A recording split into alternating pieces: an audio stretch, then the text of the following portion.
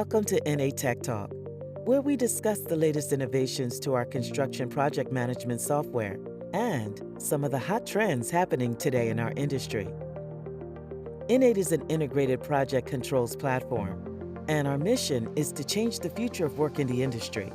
Our latest innovations to the N8 platform include deeper benchmarking capabilities, enhanced mobile app functionality, and our newest product, Design Management. In today's Tech Talk, we'll be discussing how you can improve your benchmarking of historical projects to improve certainty around future projects. For a brief introduction of the tech behind benchmarking, let's hear from our Chief Product Officer, Brad Barth.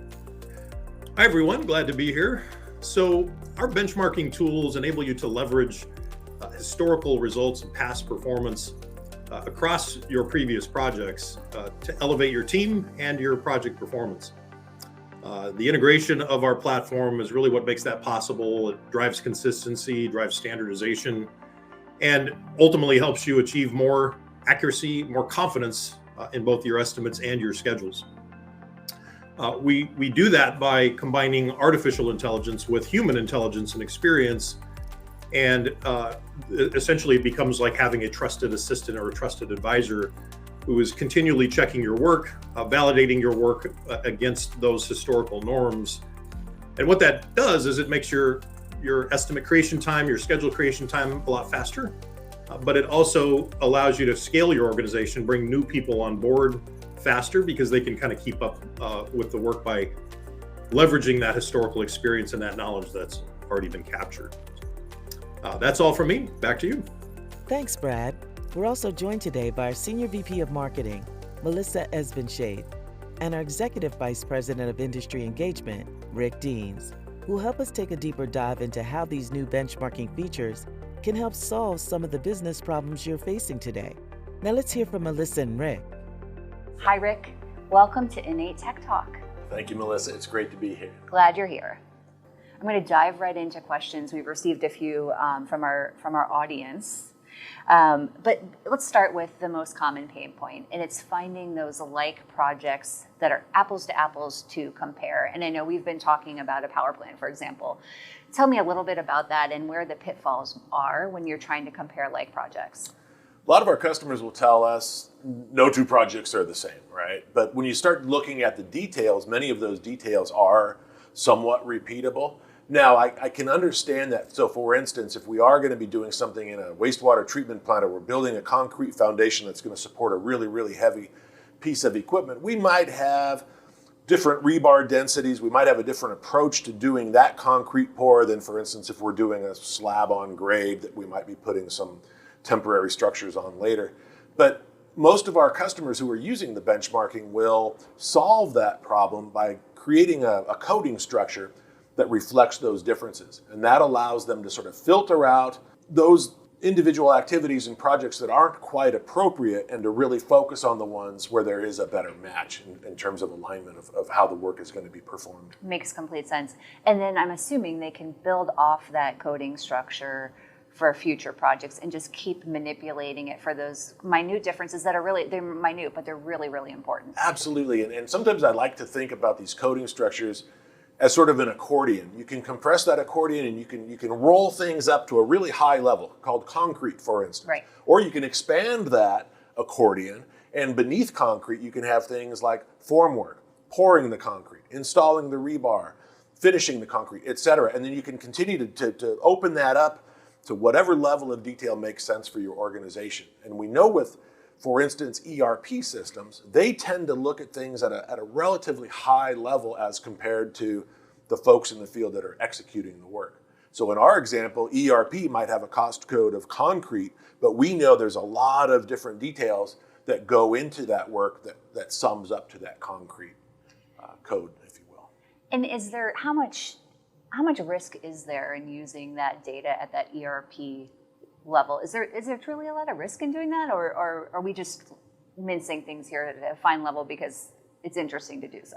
No, definitely there is risk because think of the roll up to the ERP as sort of an average of sorts. Okay. All right. And in those averages, there's going to be difficult work that is going to increase your costs and decrease your productivity. There's going to be relatively easy work that's going to decrease your costs and increase your productivity.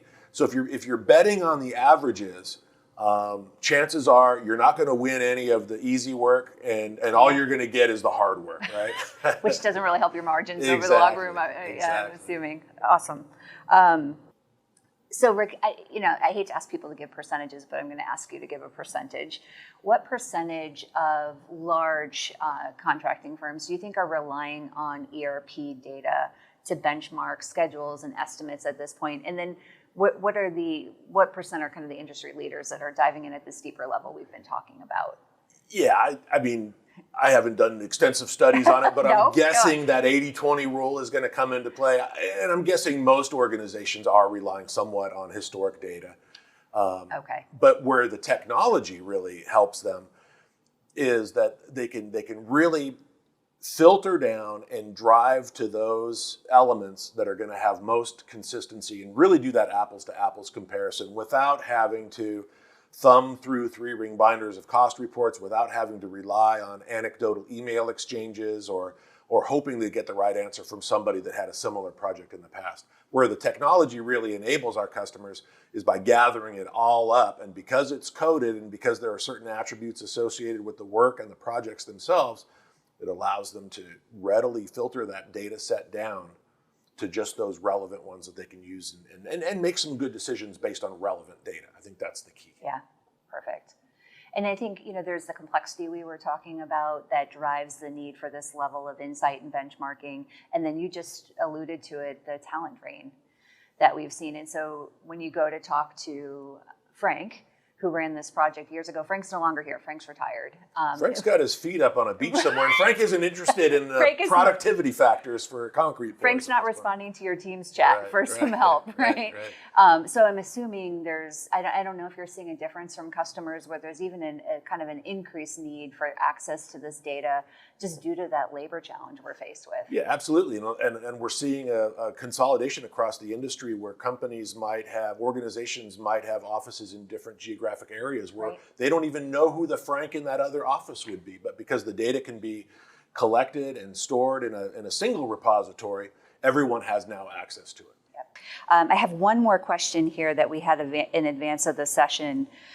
So this happens every time. What about the crunch time when you're trying to complete an estimate and you're spending so much time manually reviewing that data? How can tech help there? Again, it's like having an automated assistant right by your side, because again, going through the process of reaching out to colleagues, waiting for someone to return an email, hey, I know you did a project like this 6 months ago.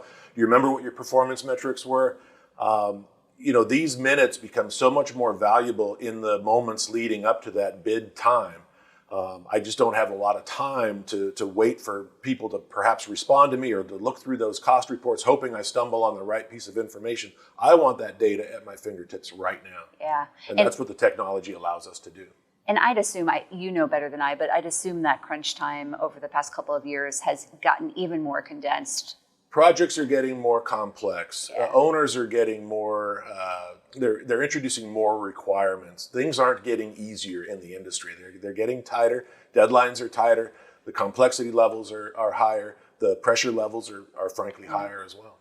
Rick, thanks again for joining us today. I appreciate how you not only talked about the technology that we've launched with our recent innovations campaign, but really how you dove in with specific examples on the construction site. I think it illustrates the construction grade technology we have and why that's so important. Thanks, Melissa and Rick. Join us next month for another episode of N8 Tech Talk. If you'd like to learn more, visit n8.com/innovations. And remember, you can also download and listen to the Tech Talk podcast on Apple, Google, and Spotify. Thank you for joining us.